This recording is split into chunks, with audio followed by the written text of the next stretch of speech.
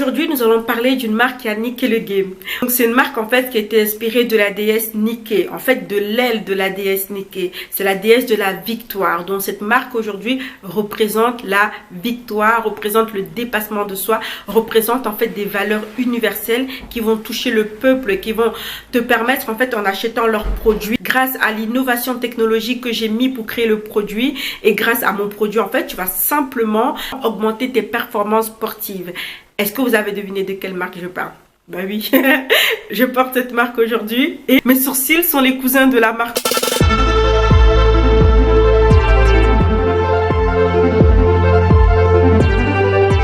Salut les Egama et bienvenue dans cette nouvelle vidéo. Aujourd'hui, je vais vous développer les stratégies marketing qu'a utilisé la marque Nike pour être aussi pérenne et aussi populaire au cœur de ses utilisateurs. La marque Nike a été créée en 1964 par deux collaborateurs, donc Monsieur Phil Knight et Monsieur Bill Bowerman. Bill Bowerman, c'était en fait un coach sportif et Phil Knight était un comptable.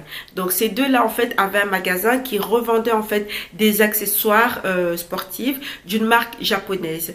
Et donc à l'époque, cette marque s'appelait Blue Ribbon Sports.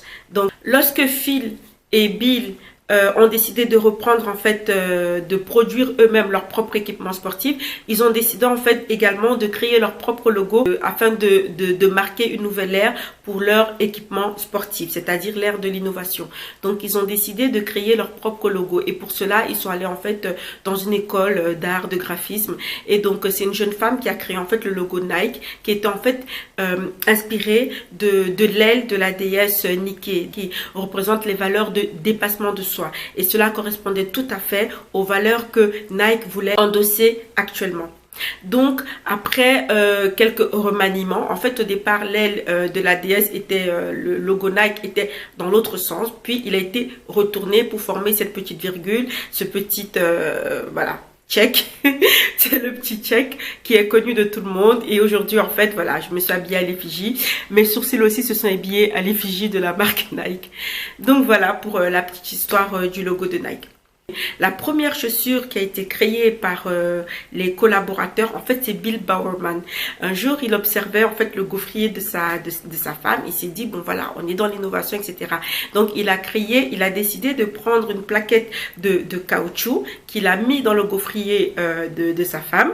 Et ensuite, en fait, quand c'est sorti, il a décidé d'utiliser cela comme une semelle de chaussure. Ainsi, est née la Moon Shoe ou alors la Racer Waffle. Donc c'est la gaufre du coureur en fait. Donc c'était vraiment une chaussure qui permettait d'augmenter les performances sportives du coureur en fait qui les avait à ses pieds.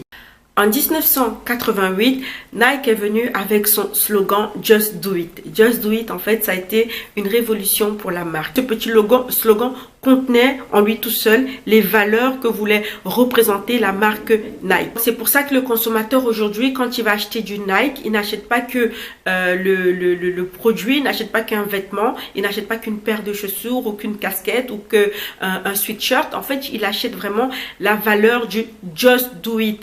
C'est la valeur du dépassement de soi. En alliant son logo à l'image de très grands sportifs, Nike a toujours également insufflé cette valeur qualitative à ses produits. Il a décidé en fait de sponsoriser les meilleurs sportifs dans toutes les catégories de sport possibles. Donc on se rappellera toujours de la Air Jordans, une chaussure qui permettait en fait aux basketteurs d'augmenter ses performances grâce à une série de technologies qui se retrouvaient dans la chaussure. Voilà, on se souviendra également des collaborations entre Nike et Serena Williams, Colin Kaepernick, LeBron James et j'en passe parce qu'il y a énormément. En fait, ils se débrouillent toujours pour avoir en fait la crème des sportifs en fait, les sportifs qui se dépassent, qui sont toujours en fait numéro 1 dans leur catégorie. Bien que les produits marques Nike puissent coûter quand même plus cher que la moyenne des prix qu'on retrouve dans la catégorie d'équipements sportifs, en fait le consommateur va quand même l'acheter parce que voilà, il est quand même porteur d'énormes valeurs. C'est plus le vêtement Nike que tu portes en fait, c'est la valeur derrière le vêtement Nike. C'est également une possibilité de te rapprocher de ton sportif préféré, du sportif en fait, du meilleur sportif du moment. On se souviendra en 2018 lorsque Colin Kaepernick a décidé de protester contre les oppressions que subissait le peuple afro-américain. En fait, pendant l'hymne national, il a décidé tout simplement de mettre le genou à terre en signe de protestation et contre toutes ces oppressions que subissait le peuple afro-américain. Et qu'est-ce qui était à ses pieds ce jour-là?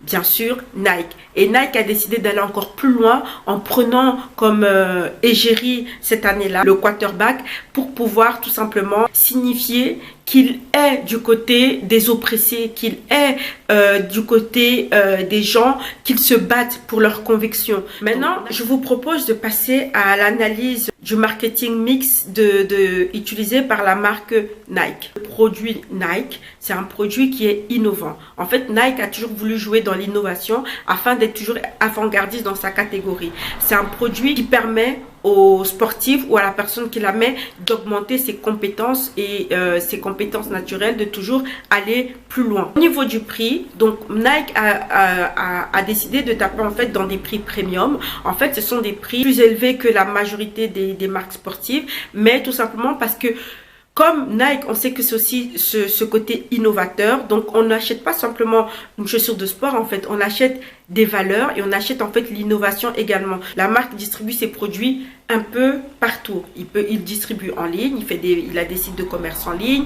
Voilà, dans presque tous les centres commerciaux, ici en Europe en tout cas, tu trouveras toujours un magasin Nike. Également, Nike, en fait, revend ses magasins dans plusieurs enseignes sportives. Donc, il ne revend pas que dans les enseignes Nike, il revend également dans d'autres magasins d'équipements sportifs. Donc, il a vraiment plusieurs tunnels de vente, en fait, que ce soit en ligne, que ce soit en magasin physique, que ce soit à travers d'autres magasins. Donc, il est partout. Au niveau des promotions, Nike met toujours le paquet. Ils s'entourent toujours des meilleurs sportifs dans leur catégorie pour pouvoir promouvoir ces produits.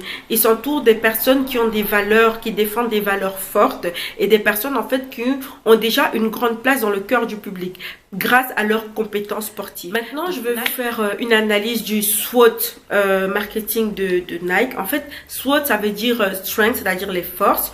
Weakness, donc le W, weakness.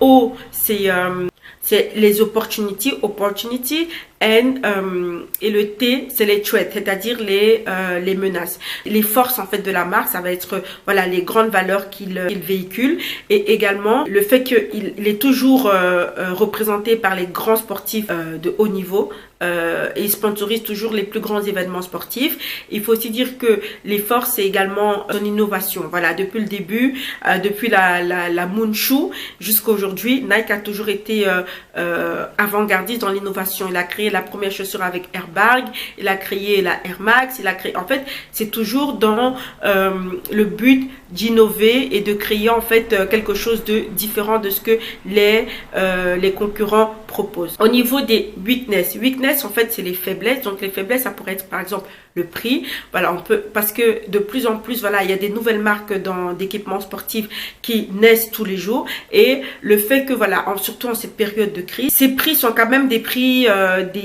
assez élevés qui pourraient être un frein pour son expansion. Nike aujourd'hui a l'opportunité d'aller s'implanter dans d'autres pays qui sont en train de se développer actuellement. Donc dans laquelle en fait une classe moyenne en train de se former. Donc Nike peut continuer également à aller se positionner sur ces marchés-là. L'une des menaces principales de la marque, c'est son concurrent direct qui est en fait la marque Adidas. Faut-il retenir des stratégies de Nike? Il faut retenir plusieurs choses. Tout d'abord, il faut retenir que le consommateur de nos jours n'achète pas seulement un vêtement ou un objet. Il achète les valeurs de cet objet.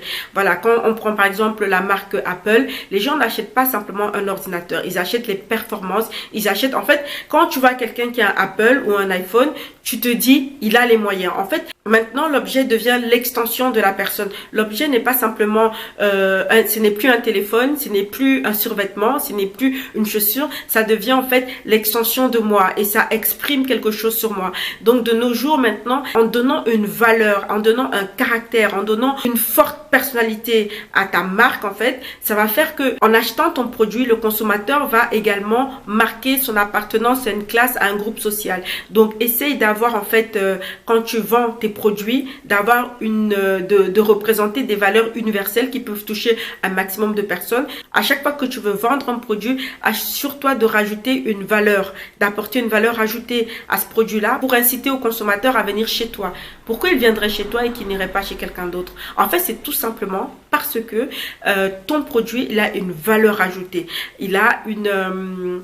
comment dire, il a une innovation en fait, une innovation que tu vas rajouter qui fera que le concurrent n'aura pas. Et toujours faire de la veille au niveau de tes produits, être avant-gardiste et au courant des changements pour pouvoir les embrasser en premier, embrasser en premier le changement et proposer en premier des produits innovateurs. Assure-toi également t'entourer des meilleurs dans les catégories. Tu ne peux pas créer une marque qui parle de dépassement de soi tout en t'entourant en fait des personnes qui n'arrivent pas à se dépasser ou des personnes qui se dopent. Donc Nike en général, quand il découvre qu'un sportif qui était son égérie se dopait ou trichait, en fait Nike n'hésitait pas à rompre le contrat parce qu'il ne voulait pas entacher ses valeurs. Donc et également ça donne en fait ce genre de positionnement donne vraiment au public encore un respect pour la marque. Donc également toi aussi tu veux créer une marque, n'hésite pas à t'entourer des meilleurs dans ta catégorie, également à éviter toute personne qui pourrait compromettre le nom de ta marque. C'est tout pour moi, c'est tout pour cette vidéo, j'espère que vous l'avez aimé. N'hésitez pas à me dire en commentaire la prochaine marque que vous aimeriez que j'analyse. Si cette vidéo vous a plu, n'oubliez pas de liker pour me soutenir et je vous dis à la prochaine vidéo.